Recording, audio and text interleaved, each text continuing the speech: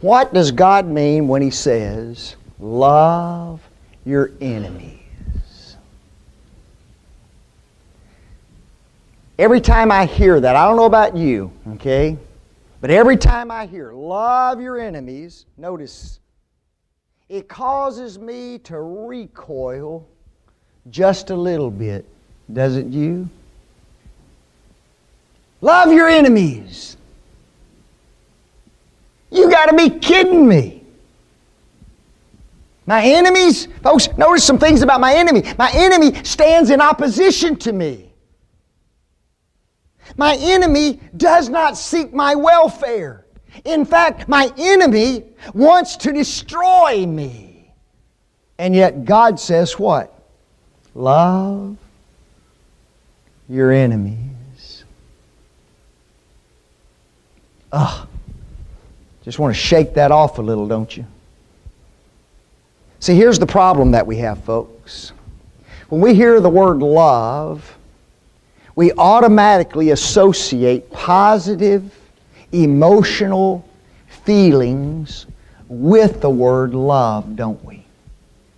Love your enemies. So in my mind, I kind of think, I'm supposed to have this tender, kind, warm, ooshy-gooshy feeling for my enemies. And when I think about that, I go, yuck. Don't we?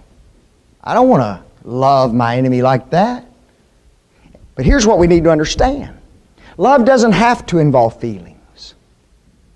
Doesn't have to. It can. Many times it does, doesn't it?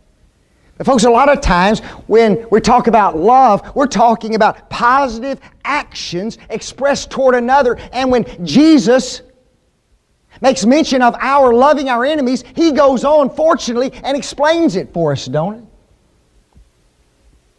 Love your enemies. Bless them that curse you. Do good to them that hate you. Pray for them which despitefully use you and persecute you. Did you hear those words? Bless. Do good. Pray for. You see, when Jesus is talking about our loving our enemies, He's not saying run up to them, wrap your arms around them, and give them a big old fat kiss. He's not talking about that. But He is saying this.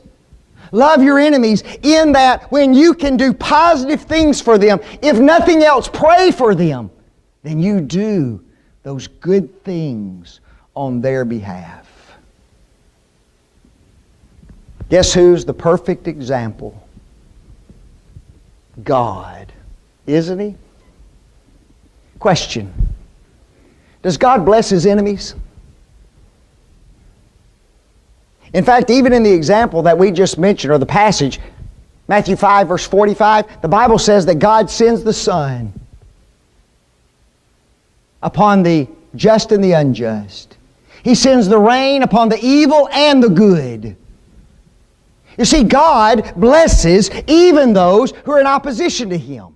The bulk of this world is just as wicked and evil as it can be. It hates God, it despises God, they're enemies of God, and yet God blesses them, doesn't He? God feeds all of us. Question. Has God ever done good for His enemies?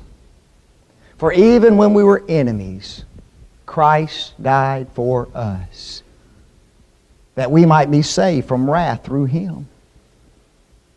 Folks, God did good to His enemies, didn't He? You see, God could have, had He wanted to, come to this earth and He could have smitten every enemy in death, couldn't He? He could have slayed every one of them and sent them bound to a devil's hell for being violators of His will. But what did He do? He loved His enemies and sent Jesus to die on their behalf. Did God ever pray for His enemies? Folks, when Jesus was upon the cross of Calvary, what did He say? Father, forgive them, for they know not what they do. You see, God's our example of what it means to love our enemies, isn't He? There's a lot of things we can do for our enemies if we want to. Folks, here's one. Can you ever send your enemy a get well card? I know what you want to do. You want to say him a hope you die card. Folks, that's not what you send him. Send him a get well card. I know you're sick, I know you're ill, and I want you to get well. How about this one? Here's one of your enemies, and he loses a loved one. And he's grieving over the loss maybe of a wife, a child, a parent. Guess what you can do? You can send flowers, can you not? And you can let your enemy know that I understand your grief and I'm sorry that you're grieving for the loss of a loved one. And an enemy's sick and in bed. Folks, guess what we can do? We can get ourselves down to the hospital and knock on that door, even if we just poke our heads in and look at our enemy and say, I'll be praying for you. And I'll be praying for a full recovery. Can't we?